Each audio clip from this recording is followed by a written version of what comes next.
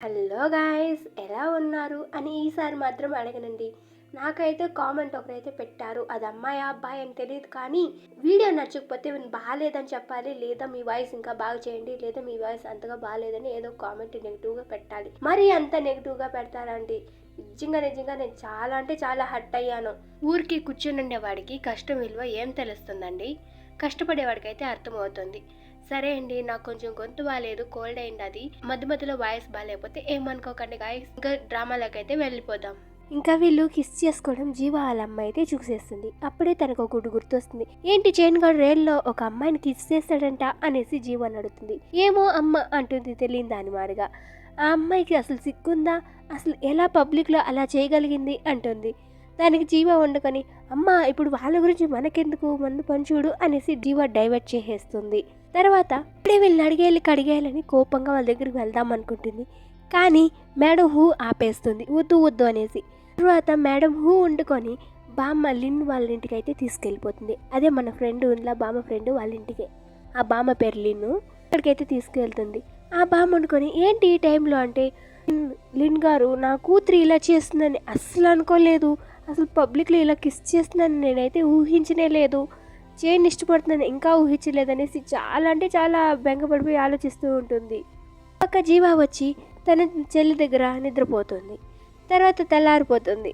జీవా చెల్లెలు అనుకుని, అక్క అక్క అక్క లేగు, 8:30 అయిపోతుంది, నాకు స్కూల్కి వేరే టైం అయింది, లేగు అని అరుస్తూ ఉంటుంది. ఏంటి అమ్మ రాత్రి రానే లేదా అంటుంది. ఏమో అక్క, ఫస్ట్ నన్ను స్కూల్కి పంపించు, మళ్ళీ నువ్వేమన్నా చేసుకో అంటుంది. సరే అని జీవా చెల్లెల్ని అయితే స్కూల్కి వెళ్ళి రంపేస్తుంది. జీవా చేసిన పనికి ఆ దెబ్బ ఎంత షాక్ తగులుంటుందంటే, జీవా వాళ్ళ అమ్మకైతే దెబ్బకి జ్వరం వచ్చేస్తుంటుంది. హాస్పిటల్కి అయితే వెళ్ళుంటుంది. కూడగా మేడం హూ అయితే ఉంటుంది. తర్వాత మన జీవా వండుకొని చైన్ దగ్గరికి అయితే వెళ్తుంది. అక్కడ వాళ్ళిద్దరు సరదాగా మాట్లాడుతున్న టైంలో ఒక టెడ్డీ బేర్ అయితే తీసుకుంటుంది. ఇది ఎక్కడిది అనేసి అడుగుతుంది. నా ఎక్స్ గర్ల్ ఫ్రెండ్ ఇచ్చింది అని చెప్తాడు. నువ్వు దాన్ని అంతగా పట్టించుకోకు అని చెప్తాడు. నేనేం పట్టించుకోను కానీ నువ్వంతా చెప్పావు కదా అనేసి అంటుంది. తర్వాత వాళ్ళు కాసేపు సరదాగా మాట్లాడుకుంటారు. అదే రోజు రాత్రి జీవ వాళ్ళ అమ్మ చాలా కోపంగా ఉంటుంది. జీవ వచ్చి ఎంత మాట్లాడిస్తున్నా వాళ్ళ అమ్మ అయితే చాలా కోపంగా ఉంటుంది. మరుసటి రోజు జీవ వాళ్ళమ్మ షాప్లో ఉండగా అక్కడికి చైన్ వెంట ఉన్న ఎక్స్ గర్ల్ ఫ్రెండ్ అయితే వస్తుంది.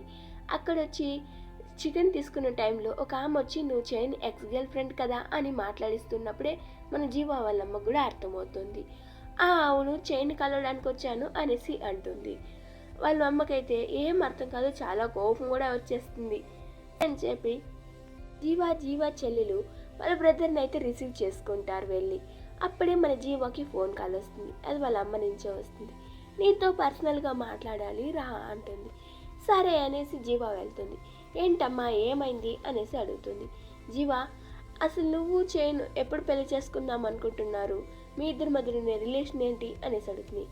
అమ్మ అదేంటి అలా అడుగుతున్నావు అంటే, నాకంతా తెలుసు కానీ నువ్వు ఫస్ట్ చెప్పు, అసలు మీరిద్దరు ఎప్పుడు పెళ్లి చేసుకుంటారు అనేసి అంటుంది. ఇప్పుడే ప్లానింగ్ ఏమీ లేదమ్మా, ఇంకా కొన్ని రోజులు ఎంజాయ్ చేద్దామనేసి ఉన్నాము అంటే, ఇంకా ఎన్నాళ్ళు, వాడి ఎక్స్ గర్ల్ ఫ్రెండ్ అయితే వచ్చింది, వాడినేమో కలవాలంటా ఉందంట. ఏంటి ఇద్దరి మధ్యన మనస్పర్ధలు వచ్చి విడిపోవాలనుకుంటున్నారా ఎట్టా, నువ్వు అందుకని ముందుగానే వాడికి బ్రేకప్ చెప్పాయి అనేసి అంటుంది. నువ్వు మళ్ళీ బాధపడుతుంటే నేనైతే చూడలేనే జీవా, అయితే అందుకే ముందుగానే నువ్వు వాడితో బ్రేకప్ చేసుకుని అంటుంది. అమ్మ అలా అనుకో ప్లీజ్ అనేసి అక్కడి నుంచి కోపంగా అయితే వెళ్ళిపోతుంది. తర్వాత చైన్ కలవడానికైతే ఇంటికి వెళ్తుంది. బామ్మ వండుకొని ఇలా చెప్తుంది. లేదమ్మా, రాత్రి అర్జెంట్ పని ఉందని వెళ్ళిపోయినాడు అనేసి అంటుంది. సరే అని ఆఫీస్ దగ్గరికి, వాడు పనిచేసే ఆఫీస్ దగ్గరికి అయితే వెళ్తుంది. అక్కడ ఒక లేడీ వచ్చి, లేదు బాస్ వేరే దగ్గరికి వెళ్ళారు, అక్కడేదో పని ఉందనేసి వెళ్ళారు అనేసి అంటుంది. ఎప్పుడు వస్తారో కరెక్ట్గా నాకైతే తెలీదు అని చెప్తుంది. సరే అని ఇంకేం చేసేదనేసి ఆ అమ్మాయినే కలుద్దాం అనేసి జీవా అయితే బయలుదేరుతుంది. జీవా బయలుదేరినాక అక్కడికి వెళ్ళినాక మన బ్యాంకుకి అయితే ఫోన్ చేస్తుంది. ఏంటి అనేసి అడిగితే ఇది జరిగిందంతా చెప్తుంది. ఏం మాట్లాడుతున్నావే, వాడిపోయి నిన్ను ఎందుకు చీటింగ్ చేస్తాడంటే, వాడేం చీటింగ్ చేయడు, నాది నేను ఆ అమ్మాయిని కలవాలి నేను ఫస్ట్ అనేసి వెళ్ళి తనని అయితే కలుస్తుంది. అప్పుడు నువ్వు సాంగ్యానా అనేసి అడుగుతుంది. నేనే, ఏంటి ఎవరు మీరు అనేసి అడుగుతుంది. అలాగే తను ప్రెగ్నెంట్గా కూడా ఉంటుంది. ఏంటి మీరు ప్రెగ్నెంటా అనేసి అడుగుతుంది. అంటుంది. నా పేరు జువాన్జీ అని చెప్తుంది. అప్పుడే అక్కడికి వాళ్ళ హస్బెండ్ అయితే వచ్చి ఎవరు కావాలంట అనేసి వస్తాడు. తన సైక్ చేసి పంపించేస్తుంది సోనియాంగ్. సరే అని వాడు వెళ్ళిపోతాడు. సరే రండి మాట్లాడుకుందామనేసి కూర్చొని మాట్లాడుకుంటూ ఉంటారు. ఆ మాటల్లోనే తెలుస్తుంది సాంగ్ ఎవరో కాదు చైన్ బెస్ట్ ఫ్రెండ్ చెల్లె అయి ఉంటుందని. మరోపక్క మనకి చైన్ అయితే చూపిస్తారు. బీచ్లో ఒక వ్యక్తి అయితే చనిపోయి ఉంటాడు. అక్కడికైతే వెళ్ళుంటాడు. ఆ బాడీని అయితే కలెక్షన్ చేసుకొని అక్కడి నుంచి అయితే వస్తారనమాట. మళ్ళీ మనకి జీవానైతే చూపిస్తారు. సాంగ్ వండుకొని మా అన్నయ్య చనిపోయినప్పటి నుంచి వాడు చనిపోయిన వాళ్ళకి మేకప్ ఆర్టిస్ట్ అవ్వాలనుకొని వాడు మొదలుపెట్టాడు. అప్పటి నుంచి నన్ను ఇగ్నోర్ చేయడం కూడా మొదలుపెట్టాడు.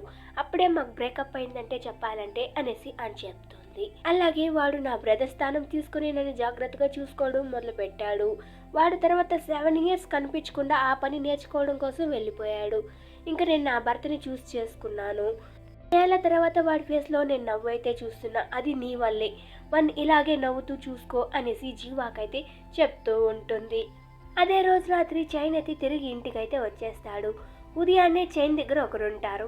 బామ్మ నేను తినేదానికి రావడం లేదు, నన్ను కాసేపు నిద్రపోనివ్వు అంటాడు. అంటే బామ్మని అనుకొని చెప్తాడు. కానీ అక్కడ చూస్తే వాడు భయపడి ఉలిక్కిపల్లేస్తాడు. అక్కడ చూస్తే జీవా అయితే ఉంటుంది. నువ్వా ఏంటి ఇలా భయపెట్టేశావు అంటాడు. ఏంటి నేను భయపెట్టేశానా? నిన్న ఎన్ని ఫోన్ కాల్స్ ఎన్ని మెసేజ్ చేశాను, దానికి రిప్లై లేదు కానీ భయం లేకుండా పనుకొనేసింది. కాకుండా ఇప్పుడు నేను భయపెట్టానా అనేసి అంటావా అనేసి అంటుంది. సరేలే ఏం చెప్పు అంటే ఏం లేదు, ఇంకా నువ్వు కాసేపు నిద్రపోవాలంటావు కదా అనేసి వాడిని అయితే నిద్రపిస్తుంది. తను కూడా నిద్రపిస్తుంది అనమాట.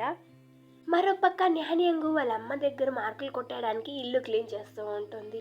వాళ్ళమ్మ వెళ్ళిపోయాక వాళ్ళ అన్నయ్య వచ్చి న్యాన్యం అసలు జీవాకి అమ్మకి ఏంటి గొడవ, ఏంటి చెప్పు అంటుంది. న్యాన్యం సోఫాలో కూర్చుని పెద్ద లెవెల్ ఫోర్స్ కొడుతూ సరే విను అనేసి అని చెప్తుంది. మన జీవ ఒంట్లో ప్రేమలో పడింది అంతే కదా, అందువల్లే గొడవ స్టార్ట్ అయ్యింది. ప్రేమలో పడిందా? అవునా, ఎవరితో అంటాడు. ఇంకెవరు, చైన్ మేండవ్ అంటుంది. ఏంటి అవునా? అవును, అది అమ్మకు తెలిసే అమ్మ కోపంగా ఉంది అంటుంది.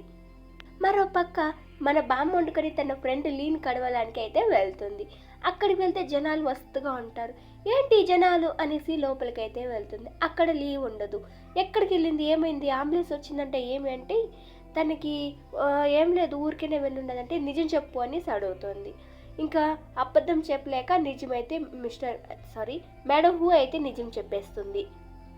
లిన్కి అయితే బ్రెయిన్ స్ట్రోక్ ఉంది, తనకి ఎక్కువ టైం కూడా లేదు అని చెప్తుంది. ఇంకా అంతే, బామ్మ గుండె 1000 ముక్కలవుతుంది. తన కోసం తెచ్చిన సూపు కూడా కింద పడేస్తుంది. తర్వాత బామ్మ ఒంటరిగా ఎక్కడికో వెళ్తూ ఉంటుంది. అది జీవ వాళ్ళ అమ్మ అయితే చూస్తుంది. సరే మామూలుగా కేజువల్ వాక్యము అనుకుంటుంది. తర్వాత మరుసటి రోజు మేడం హూ వచ్చి జీవ వాళ్ళకైతే చెప్తుంది. బామ్మ కనిపించడం లేదు అనేసి అంటుంది. ఏంటి అవునా, ఇదంతా నా తప్పే అనేసి మేడం హూ బాధపడుతుంది. అప్పుడే వాళ్ళకి కూడా అర్థమవుతుంది. మేడం హూ చెప్తుంది ఇతర బామ్లినికి అనారోగ్యంగా ఉంది, ఆ నిజమైతే నేను చెప్పేశాను అందువల్ల అనేసి అనేకాలకి బాధపడుతూ ఉంటుంది. ఇంకా జీవ ఊరికే ఉంటుందా, వెంటనే వెతకడానికి వెళ్ళిపోతుంది. ఇంకా తన వెనక అందరూ వెతుకుతారు. వెతికే కాలకు రాత్రి అయిపోతుంది. అయినా కూడా బామ్మ జాడ ఎక్కడో తెలుసుండదు. బామ్మ కోసం అయితే చాలామంది వెతుకుతూ ఉంటారు. తర్వాత మన జీవాకైతే బామ్మ కనిపిస్తుంది. తనందుకని ఫోన్ చేసి బామ్మ కనిపించింది అని చెప్తుంది. తర్వాత బామ్మ దగ్గరికి వెళ్లకుండా దూరంగా కూర్చొని బామ్మనైతే చూస్తూ ఉంటుంది. అదే రోజు రాత్రి వాళ్ళమ్మ కోపంగా ఉంటుంది. అంటే జీవ వాళ్ళమ్మ. ఏంటి నువ్వు షాంఘై వెళ్లకుండా ఇక్కడే చెన్మిండంతోనే ఉండిపోదాం అనుకుంటున్నావా అనేసి అరుస్తుంది. మా నీకెన్నిసార్లు చెప్పాను, నేను న్యూ ఇయర్ అయిపోయినాక షాంఘైకి వెళ్తాననేసి అంటుంది. అయినా వాళ్ళమ్మకు కోపం జాస్తి అయిపోయి తన మీద అరిసేసి తిట్టేసి వెళ్ళిపోతుంది.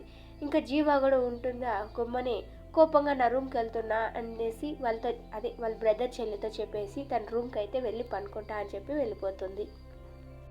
చైన్ అయితే చూపిస్తారు.